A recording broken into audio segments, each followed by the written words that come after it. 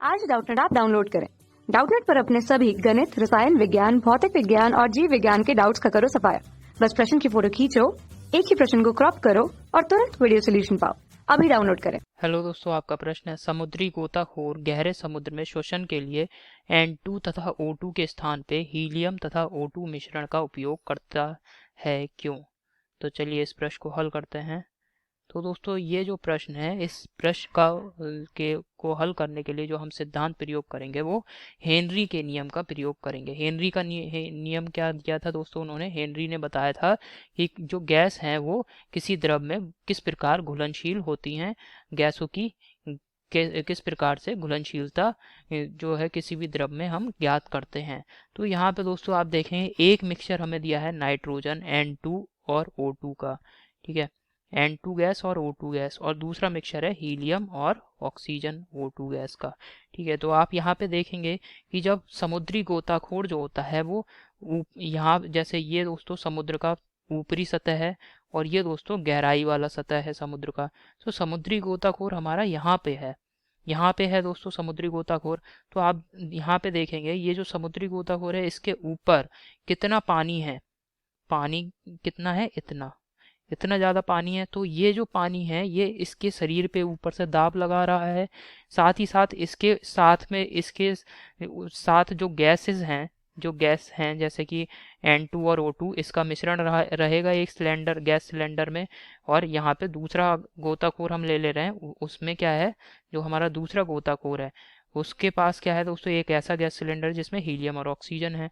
तो दोस्तों आप देखेंगे कि दोनों ही जो गैस सिलेंडर हैं इनके इसमें जो गैस भरी है उस पर ये जो द्रव है जो कि ऊपर यहाँ पे एकत्रित है, ये क्या करेगा, इन पर दाब आरोपित करेगा, इन दोनों ही गैस सिलेंडरों पर, ठीक है। ये जो द्रव है ये अपना दाब आरोपित करेगा और इस दाब के कारण दोस्तों हमें पता है कि जो गैस हैं, किसी भी गैस को अगर हम किसी बर्तन में ले लेते हैं, अगर गैस पर जितना ज़्यादा हम दाब लगाएंगे तो क्या होगा, गैस के अणु उतना ही ज़्यादा द्रव में घुल जाते हैं। ये दोस्तों किसने बताया था? ये हेनरी ने बताया था कि जो गैस है उसकी जो भी मात्रा मान लिया m द्रव्यमान दोस्तों गैस का घुल रहा है किसी भी द्रव में, तो ये समानुपाती होगा गैस के बाष्प दाब के। अर्थात गैस जितना ज़्यादा दाब लगाएगी अणु पर, अपने अणुओं पर, उतना ही ज़्यादा दोस्तों गैस क्या होगी, वो द्रव में घुल जाएगी, ठीक है। ये दोस्तों हेनरी ने बताया था।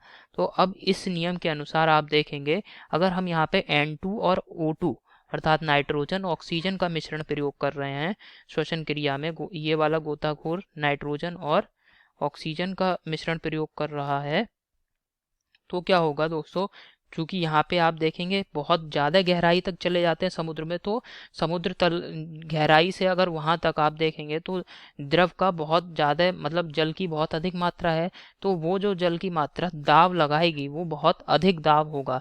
और नाइट्रोजन दोस्तों ये ऐसी गैस होती है जो कि उच्च दाब पे बहुत ज़्यादा द्रव में बहुत अधिक मात्रा में घुलती है, क्योंकि नाइट्रोजन का अगर आप अणुभार देखें, N2 का अणुभार, तो ये कितना होगा दोस्तों, 28 होता है। अणुभार कितना होता है, 28 ग्राम प्रति मोल। यानी आप देख रहे हैं कि जो नाइट्रोजन गैस है बहुत अधिक भारी, बहुत ही भारी गैस है। और इस वजह से दोस्तों जब इस पे दाब लगाया जाता है, क्योंकि एक तो भारी है, तो अगर दोस्तों यहाँ पे अगर हम हीलियम के अणुओं को छोड़ दें खुले वातावरण में और यहीं पे हमने नाइट्रोजन के अणुओं को छोड़ दिया, तो आप देखेंगे नाइट्रोजन के अणु भारी हैं, बहुत ही अधिक भारी हैं। तो इस वजह से नाइट्रोजन जो है तली में एकत्रित रहेगी, जबकि जो हमारा हीलियम गैस है, हीलियम के अणु जो हैं, हीलियम का अणुभार आप देखें कितना होता है। हीलियम दोस्तों एक तो ये आदर्श गैस है और ये अपने परमाणविक रूप में रहती है, आणविक रूप में नहीं रहती है। तो इस वजह से दोस्तों इसका जो अणुभार की जगह पे इसका होता है परमाणु भार, और ये रहता है 4 AU, ठीक है। ये दोस्तों परमाणु भार को ज्ञात करने का यूनिट है, ठीक है। तो इसका जो आप देख रहे हैं परमाणु भार बहुत कम है, जबकि नाइट्रोजन ये आणविक रूप में रहेगी तो इसका अणुभार 28 ग्राम प्रति मोल है। तो आप यहाँ पे देख सकते हैं हीलियम गैस जो है नाइट्रोजन की तुलना में बहुत ही हल्की है।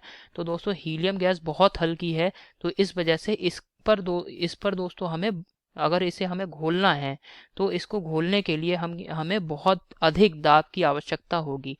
बहुत अधिक मतलब बहुत ज़्यादा अधिक, क्योंकि इसके अणु जो है बहुत ही हल्के हैं।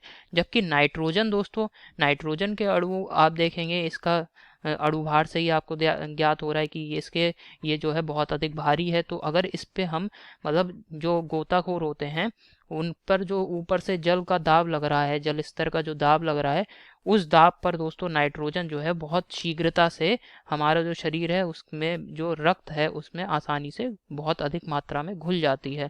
जबकि हीलियम बहुत हल्की गैस होने के कारण इसको दोस्तों घोलने के इसकी घुलनशीलता जो है हमारे रक्त में कम रहती है, क्योंकि इसको घोलने के लिए हमें बहुत ही अधिक उच्च दाब की आवश्यकता होगी, जो कि दोस्तों समुद्र तल में जो जल स्तर होता है वह आरोपित नहीं कर पाता उतना उच्च दाब। तो इसी कारण दोस्तों यहाँ पे हीलियम और ऑक्सीजन का प्रयोग किया जाता है गोताखोर के द्वारा, ना कि नाइट्रोजन और ऑक्सीजन का।